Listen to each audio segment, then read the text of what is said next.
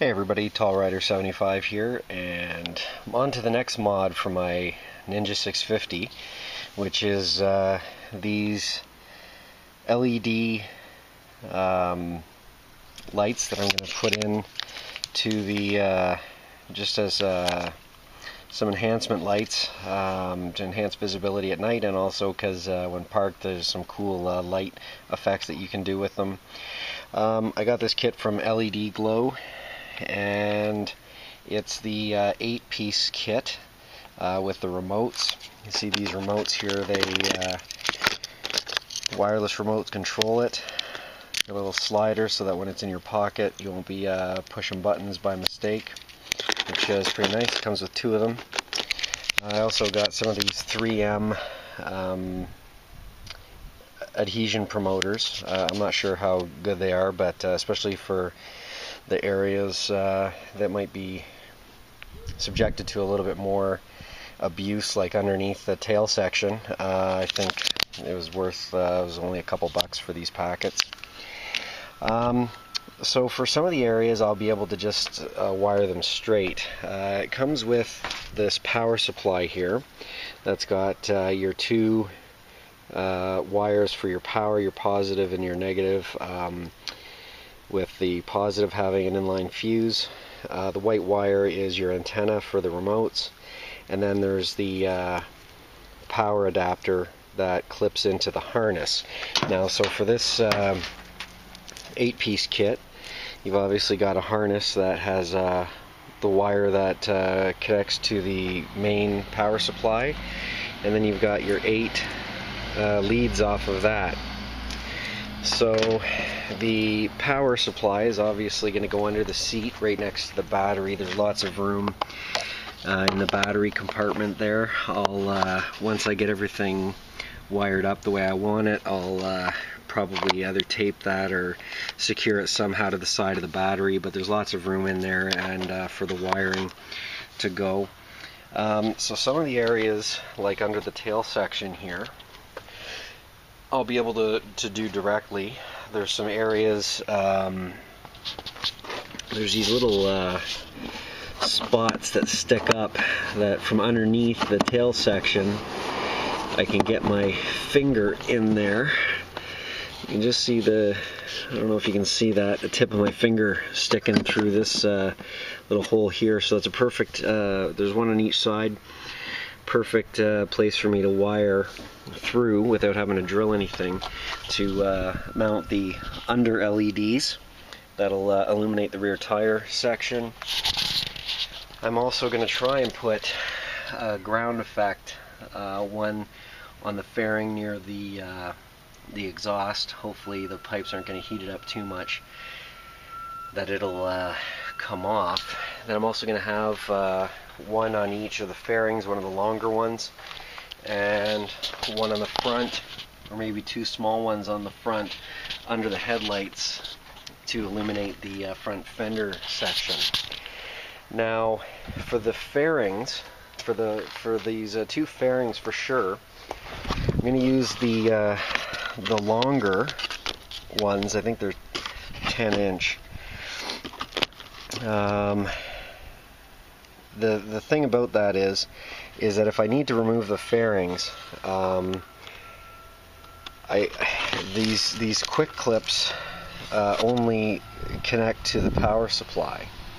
So what I've done is I'm going to cut them off and splice them with these quick connectors that I ordered off of eBay. I got a package of 20 for like $7 or something like that, plus shipping. And what that'll do is put connectors that I can quickly disconnect right by the lights up at the fairing section, so that if when I need to take the fairing off for oil changes or any other maintenance, I'm not going to be worried about the wire not having enough room to remove the fairing entirely. So that's one thing I wish that this company would do, is put these quick clips not just at one end of the wire but at the other end, so that they can be disconnected. I know another person that I read on a forum used Velcro at the back of their lights. They come with these 3M strips on the back, and I guess they just attach that to some Velcro and then put Velcro on the inside, and that's one way to go. But for me, I'd rather have it a more permanent installation. I just worry about Velcro long term if it's going to start to sag off or anything like that. So I figure with my quick clips, it'll probably be the better solution for that. So I'm going to get started. Because I don't need to do any splicing or anything like that for the rear tail section. I'm going to put those in first, and then I just got to figure out which size I'm going to put in under the tail. Under here, there's also some smaller ones. I'm thinking that I'll probably put these under the tail section. These look like 6-inch sections here. So I think it comes with 2 10s, 2 8s, 2 6s, and 2 3 or 4s. So in any case, I'll get started and show you how it goes along the way. So since under the tail section is what I'm going to be installing first, obviously I've got some dirt from riding.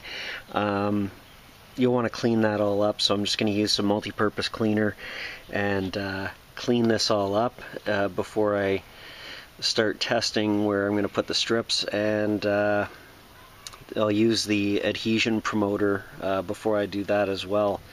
So I'm just going to clean this up and then start test fitting the lights. Okay, so these clips fit perfectly up inside of these little wells here. So this 6-inch one is going to be perfect. The contours of the bike and the tail section here actually provide a really good spot to put these lights. They'll contour nicely, and you can see that they're pretty flexible. It's a nice warm day, so that probably helps, but it's like just this kind of silicone-y plastic that the actual LED lights are encased in, so it makes them really weatherproof.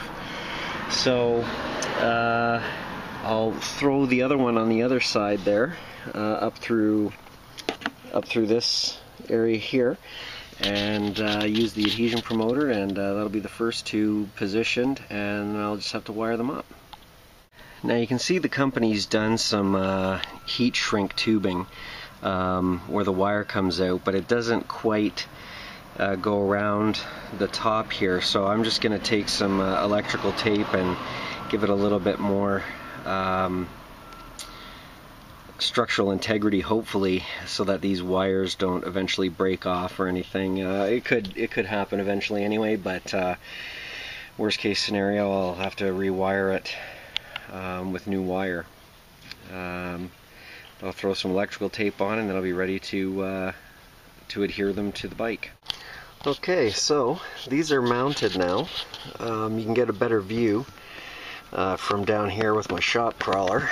I'll tell you that I don't know what it would have been like if I hadn't used it, but that adhesive promoter really seems to have done its job. These are just stuck right on. So I have to say, for the extra money, it's not that much. I really do feel like it was a good call doing that. And you can see it's nice and tidy with the wires going up inside of there. I may just put a little bit of tape here, but I don't even think that that's necessary. These are stuck on really good, so I have a feeling that this is going to be perfect for where I want it. There's a nice curve to the tail section underneath here, which I think is going to help direct the light exactly where I want it onto the tire. So I think it'll look pretty good. Okay, so for the wiring, I'm trying to follow the wiring inside of the bike as much as possible. You can see this one. This is the wire from the right side that I've pulled under the frame and along the other wires here. This one is going underneath here. over to here on this side, and then it's going to come up by the negative battery cable, the same as the other one. Then I just flip this little piece of rubber that they've got in here. It's actually not being held together by anything, but in any case, you just want to make your work as tidy as possible. And then I've got some room that I can bundle up each side and push it under the frame a little bit on this on these sides. Some needle nose pliers will help when you're trying to, if you've got big fingers like me, trying to get into these little areas to fish the wire through, because you do have these connectors, which makes it a little bit of a difficult task at times. But just take, patience, and I don't know about you, but I don't like the idea of a whole bunch of wires just dangling around inside. I like to be as professional as possible when I'm doing my modifications. I'm not perfect, but I like to do the best I can. So take some time, and you will be able to figure it out. Okay, so I've got the wires all wired up to the battery for the power supply. Because I'm wiring them up directly, it obviously means that these lights will run whether the ignition switch is on or not. It's not drawing a lot of power, so I'm not worried. I've got the harness with the remaining connectors tucked in to this base beside the battery. And you can see that I've tucked away the wires, twist tied them all up. I didn't zip tie them, but you can see that the wiring is very clean. It's run along the side with these other wires going down and into the area where the harness is. So with any luck, when I press the remote, I will get some lighting. And there we go. And you got all kinds of different flash sequences that you can use. There's a fading effect, so it kind of fades on and off. You can change the speed and stuff like that of the fade effect, or just have it solid. But you got all kinds of different colors that you can change it to with this kit, which is why I bought this kit. And the nice thing is that, set it back to green here. Hey everybody, I just wanted to show you how the lights look now that it's dark. Just got back from a ride, and you can see a bit better that I've only still got the first lights installed, but at least you can see what it looks like. So pretty happy with how it looks on the camera. I don't know if it comes off as well as it does in real life, but very happy with how it looks so far. And again, you can change the colors.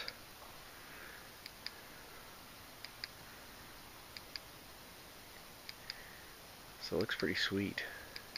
I like it anyway. There's a lot of different colors you can do with this kit. You can have a color shift. The blue looks pretty cool too. But I think I like the green the best.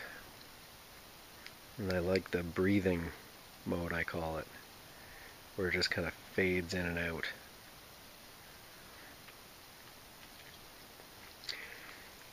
Anyway, that's it for now. I'll record more when I've got the actual rest of the kit installed, which should look pretty sweet.